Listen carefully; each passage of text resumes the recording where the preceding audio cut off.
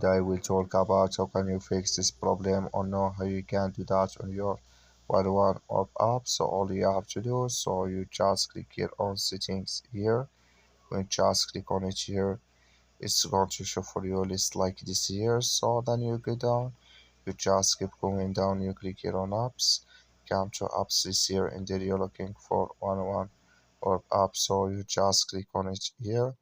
So or just you click here on search, then here at 1.1 orb it's going to show for you like this. Click on it, then it's going to take you to this list. Click on for stop, click on OK, then you go down, just click on storage, come to storage list here, you just click on clear cache. Then all you have to do, so you just go to your Play Store, click on it here, search here for 1.1 warp. It's going to show for you here update. Click on it, you will click on it, and it's going to work with you.